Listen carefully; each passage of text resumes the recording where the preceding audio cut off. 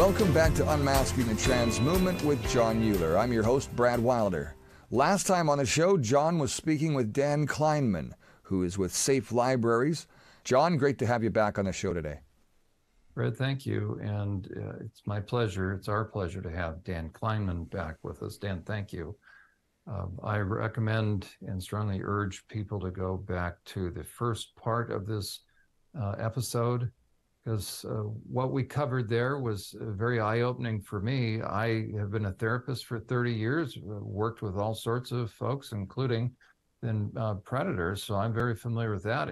But I have to admit, even as a dad, I'm not familiar with how libraries work. And you are really showing us how libraries now have become a strategic means of grooming kids, and that librarians are no longer necessarily our friends. Now, let me qualify that. We're not advocating any violence against any group of people. We are here to advocate protecting women and children. But one would think back in the day that a librarian was just a neutral person trained in the Dewey Decimal System and to help kids find books. But what you've been telling us is that librarians have been now strategically used to bring these kinds of books that we've expressed concerns about, that are really graphic, that are really used as grooming, into the libraries, so that we don't even know what's accessible to kids, and kids are picking up these books, and there's links to all sorts of porn sites and other grooming areas that they can go to online. So help us understand. Let's pick up where we left off last time. Dan, you were talking about library boards. The average person doesn't know there's actually a library board that good citizens, protective parents can become a part of, so they can then select who the librarians are, or the head librarian in their area. That's a very practical way of taking back, as it were, our libraries. So again, emphasize or tell parents how they can run for, or at least begin to get on those school library boards, or the library boards. And then let's talk about the influence even more from the top down in the American Library Association. All right, thank you. I'm Dan Kleinman from Safe Libraries. So that's the key here, is the library boards. That's how you can change these libraries. You need to get people on the boards who are not in agreement with the anything goes policy that is built into the basis of the American Library Association. Right from their Library Bill of Rights, they allow age discrimination, or they call it age discrimination, to keep children from any material whatsoever, so they can see anything they want, even child pornography. In fact, the American Library Association trains librarians that if you see child pornography, you actually don't see it, because librarians are not equipped to make that decision. Only lawyers and judges can do that. You need to protect the rights of the patron, because the patron viewing child pornography's rights are being violated if a librarian stops him from viewing that. That's what the librarians have been trained by the American Library Association. And they had a model policy on their website for librarians to use that basically said what I just said. And when I challenged the head of the Office for Intellectual Freedom at the American Library Association, they removed that policy from their website, then said it didn't exist and I was making it up. And that's how they operate, though. And to this day, they still say, if you see child pornography, you don't see child pornography. This is an example of what these librarians have become, and why you need to be on the boards so that you can select people who do not ascribe to this stuff, and who get rid of these American Library Association policies, like that library did in Gillette, Wyoming. Rewrote all their laws to get rid of any references to the American Library Association or its Library Bill of Rights, which contains this terrible phrase, and made it so that their librarians won't even go to American Library Association or even State Library Association conferences anymore. Or buy their training materials or their webinars, because right now it's all about diversity and equity and inclusion. I'll give you an example of the training that the American Library Association does. It's outrageous. People don't know what happens, but because I'm a library watchdog, I watch these things and then I report to you. So I watched the head of the Office for Intellectual Freedom and the Freedom to Read Foundation give training to librarians. In the training, this woman says, we know this material is inappropriate for children, sexually inappropriate for children. She actually points that out twice, and then says, but we're going to reframe the material as diversity and inclusion, and people can see themselves, and it's good for families, and so on and so forth. So librarians are trained to know this is sexually inappropriate, but reframe it as diversity and inclusion. Now, Dan, is this the film? Is this the section that we have queued up? Yes. Okay. Well, when people watch what this lady says, it's only 33 seconds long. Although you can watch the whole thing in context if you want, it's on the website. But you can watch what she says in 33 seconds. Your jaw, I promise, will drop, because everybody else as I show this to, their jaws drop when they learn what librarians are really all about, sexualizing children. Watch. Okay, so we're going to now bring up what we had prepared. But ultimately, we found that the thing that needs to happen most, and it needs to happen before these bills are introduced, is sustained messaging that reframes this issue, that takes it away from the idea that these are inappropriate for minors or sexually inappropriate for minors, and promote them as diverse materials and programming that are about inclusion, fairness, and the protection of everybody's right to see themselves and their families reflected in the books in the public library. But ultimately, we found that these books are inappropriate for children, and then she adds sexually inappropriate for children, but we're going to reframe them as diverse and inclusive. How does somebody come up with that unless that was some weak-minded person that got put into her brain? You don't reframe sexually inappropriate books for children as diverse and inclusive and then say, here's your diversity. Nobody does that. These people do that, and they're trained to do it, and they do it in your schools, and they do it in your libraries, and your children are the intended victims. Reframing of deviance is nothing more than grooming. What else is it? Yeah, that is active deception, where she says that we want to reframe inappropriate material in a way that parents are going to buy this. She's their leader. She's training them all to do this, using the same excuses. Dan, what you've just shared should be eye-opening to all of us that are parents and any good person. We think that librarians are there to help. And what you're telling us is that the American Library Association now has, as part of its agenda, the introduction of inappropriate material. They are scripting the minds of these kids with material they're getting in. And then they're going to hide it from parents. That's what they do. Unbelievable. It's unbelievable. You have to see it for yourself to believe it. But that's what they do.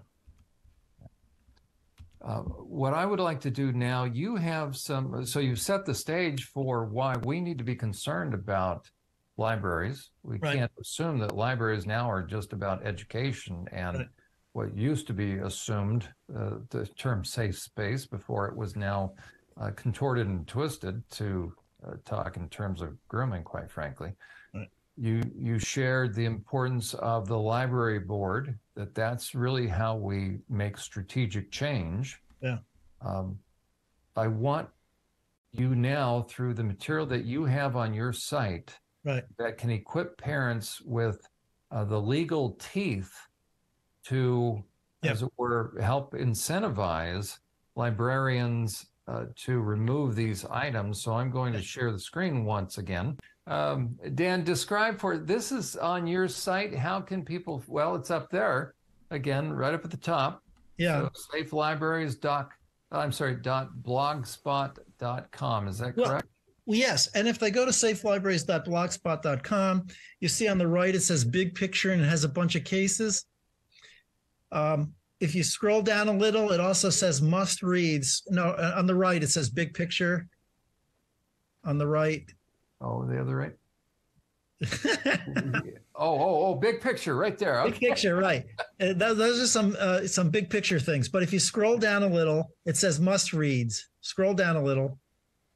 Not just move down, scroll down a little. Oh, scroll. I'm sorry. Oh, okay. And that's important. You know what? I would like people to know they can donate to your organization. Okay, thank you. Scroll down a little more. Okay, a little more. There's must reads. Right there says must reads. The top one, you scrolled past it. The top one under must read says detailed guide for parents and legislators.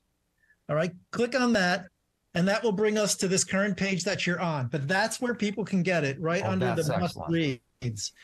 Now, what's in this page? This is very important and answers your questions because it gives details on stopping the indoctrination in schools and libraries for you parents and for legislators about obscenity and Drag Queen Story Hour and 1619 Project. This is a show between Tamara Scott and Stuart Baggish. Stuart Baggish is an expert in this area. He happens to say things that I agree with 100%. So therefore he's an expert. No, he is an expert. He has addressed these obscenity cases and won. And basically he says what I say, and this is very important for people to hear.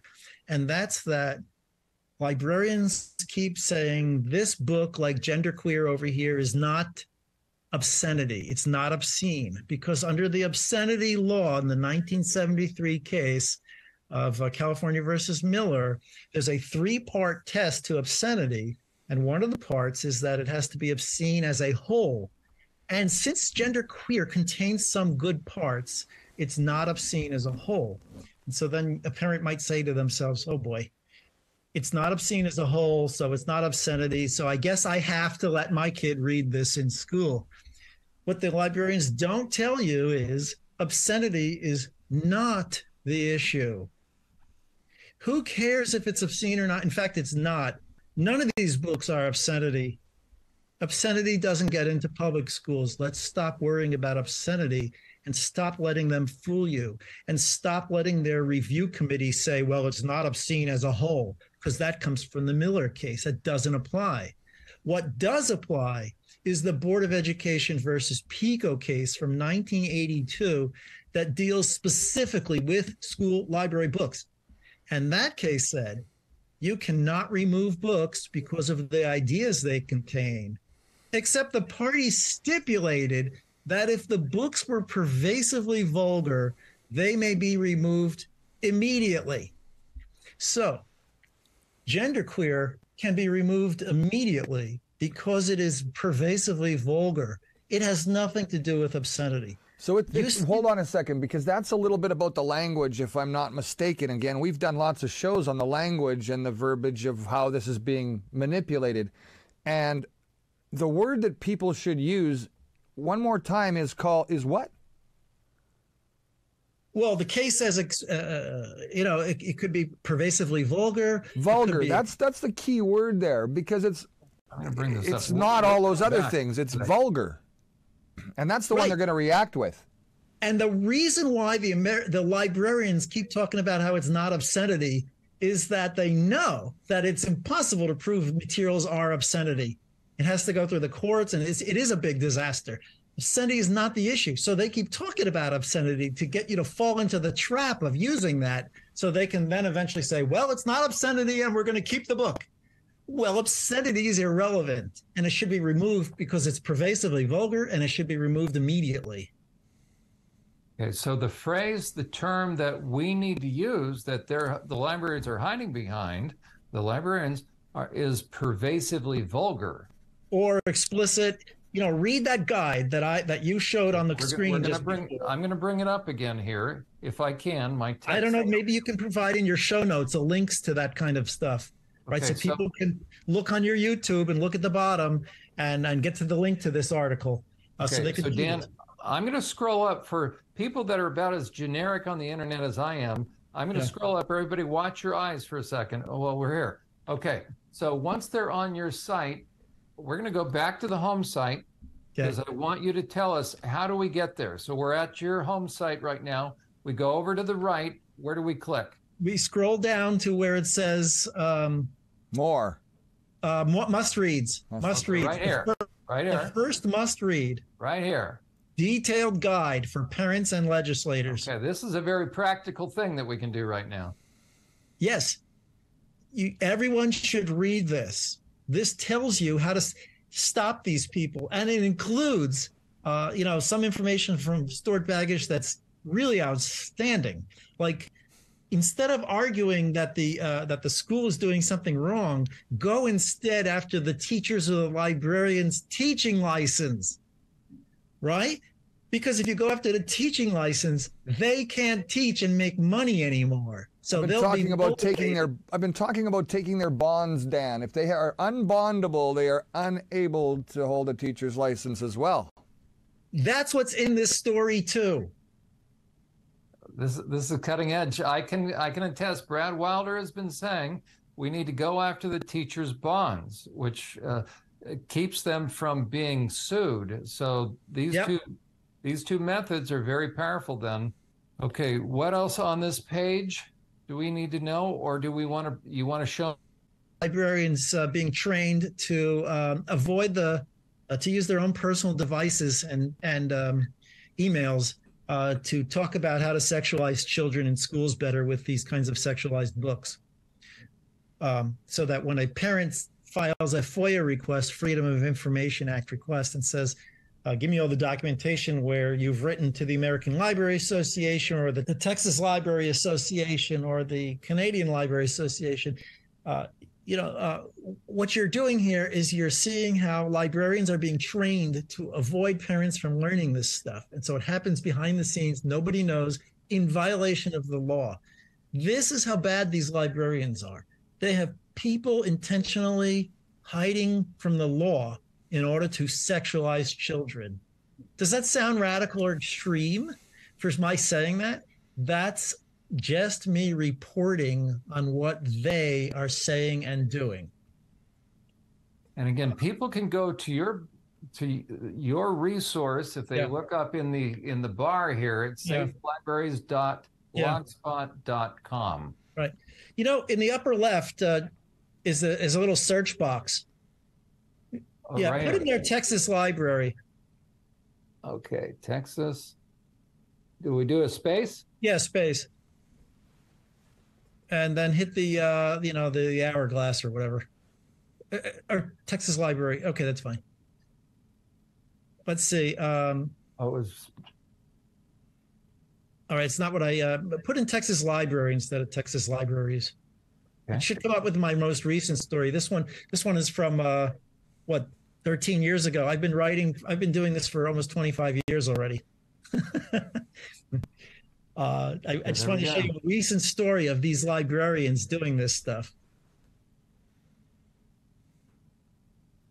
Yeah, what a tremendous resource that you scroll down a little. Maybe if you scroll down, you'll see another one.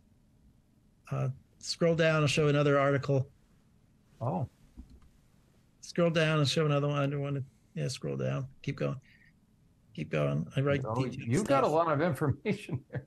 That's the one right there. School librarians trained to violate FOIA law to keep parents in the dark about sexualizing children.